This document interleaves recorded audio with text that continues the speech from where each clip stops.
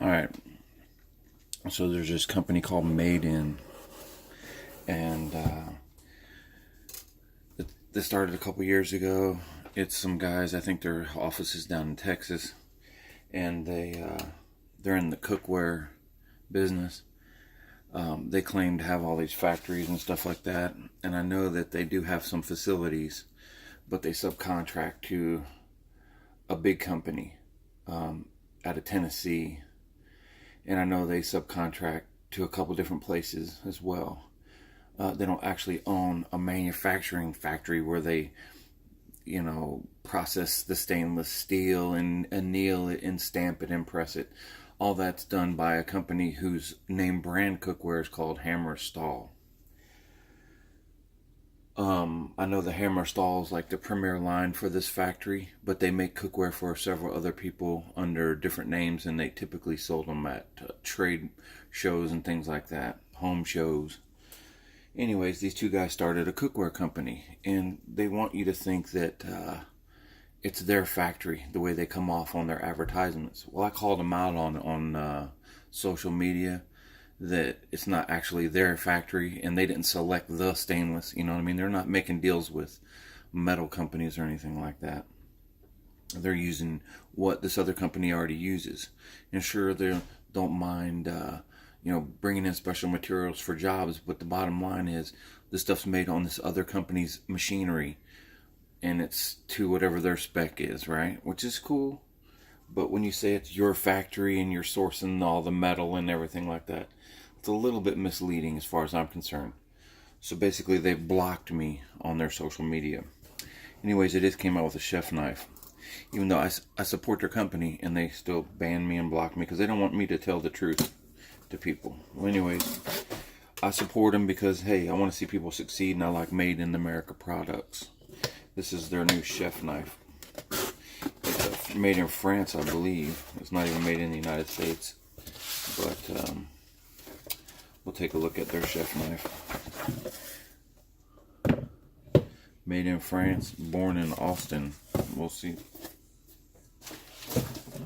Anyways, it comes in this box. Cardboard box. Looks like it's got like a sticker on it. So I guess this is the seal to see if you bought it or something. Could you open the seal? It's been open. Anyways, I love to cook and I love good stuff. I use like all clad and stuff. It comes with like a scabbard. It has some tips. And I have Mac, some Japanese knives called Mac. And this is pretty cool. It's made out of plastic, but it looks like it's got some kind of felt inside of it, which is nice. Let's see if it's sharp. Yeah, it's sharp. Get the blade straight. There's a Mac line of knives made at for Thomas Keller that has a white set of handles. This really isn't white. It looks gray.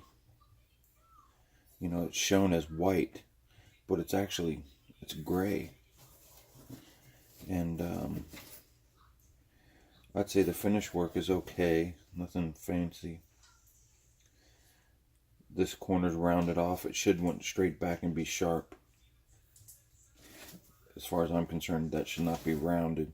I guess they don't want you to cut yourself when you're cutting, but any of the high-end knives, like the Hinkle knife, it doesn't have the rounded corner. You can see that the grain's going this way on the knife. And this bevel, it's obviously somebody's working on a machine hand finishing these, because this edge isn't consistent all the way around. You know, you can just see that the bevel changes as it comes around on the tip.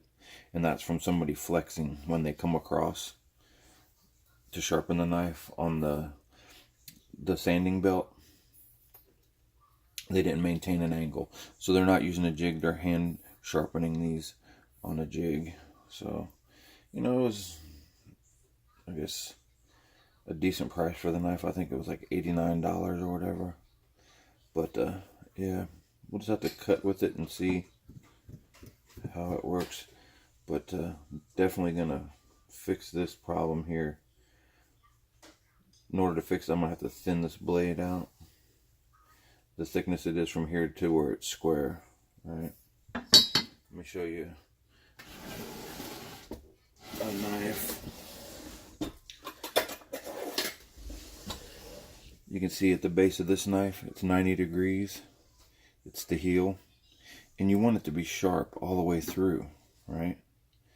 And what they've done is put a notch on it, like a 90-degree nick to break that edge. And they didn't sharpen it all the way to the back, which that's really kind of silly if you ask me. It should be sharpened all the way across, like this one. You see? Because a lot of times on the heel, when you cut things at the end, you want it to, cut through. And this is going to like cut and it's going to stop right at the edge, right? It's a safety feature for people that don't know how to use a chef knife very well. Anyways, the taper looks decent.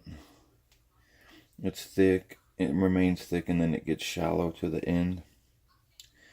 But the biggest thing is you can see the difference between white and gray. When you ask for a white handle, you expect to get a white handle, and that's a gray handle. So looks like it's laser etched here. I give the fit and finish on this thing out of 10, maybe a 7, because you can definitely see that when you look at it, it's not a consistent radius to the tip. When you look at this knife, it's a consistent radius and it's sharp all the way to the tip. The bevel, I mean, I've sharpened this one by hand, but it's a consistent bevel all the way from the tip to the end. And that's from hand sharpening. You just get into an angle and a groove and you work it. So this has been sharpened with a belt of some sort by hand. And it's just not a consistent radius. It's a flat spot here, and then there's a radius. And it's thin. Let's see if it shaves. Nope, it doesn't shave. Oh, yeah, it shaves. It's shaving. So it is sharp. Just have to see what kind of steel it is. It says it's 100% forged, and it gives the actual steel content. So it's an alloy of some kind. It says Nitro Plus. It's got a bunch of letters. I'll have to see what that is, but 100% for HRC 6860. I don't know if that's the hardness of the Rockwell or not, but white handle. Hinkle makes a knife that's got that kind of bevel, and then some people have copied it. When I say copied it, like Cuisinart. This is my wife's knife that I've sharpened, but you can see how they just dip in. It's a solid blank, and they dip it in, so it's got the same kind of handle. But you can see the finish on the Cuisinart. Actually, it's nicer on this cheap knife, to be quite honest. The blade was more consistent, and it's not the same shape, but this is a $20 knife, maybe $12 knife, and it comes with a scabbard. And this is a $90 knife made in France. And I've got some sabatiers that are from France too, and I've got some stuff made in Japan, so I know about chef knives. It's a compound angle, so the blade gets thin from thick to thin, so it's one piece that's this thick, and they say they hand forge it or whatever, or it says it's forged, which means they took a solid piece of steel, heated it up, and compressed the metal to a certain hardness and quenched it. Then they stuck it in a machine, and they cut it thin here with a CNC machine. So they went, and then they flipped it over and went, and then they cut this bevel out. And you can see that it's been hand worked, because there's like 5 and 6 different angles, whereas this one here is just like one little angle where the tool went in and they finished it. But as far as like the blade is concerned, it's got some compound tapers, So it goes from straight up the back, and then it comes in at a taper, so it goes straight and tapers, and then the blade tapers like this as well. So the blade tapers in. And the biggest port is the heel of this knife is dull. You can't cut anything with the heel of it because it's not sharp. And I've got another knife like that as well, but again, I'll remove this and sharpen it across the back so that I can use that heel of the knife when I'm chopping. Oh, so there's nothing to stop the tip of it to come through. So when it's in your knife bag, basically you can't get cut from the edge of the knife, but if your knife slip, the tip will come out and put a hole in your knife bag. That's kind of bad. And obviously you wouldn't want it like that, so this is the way it's designed to be.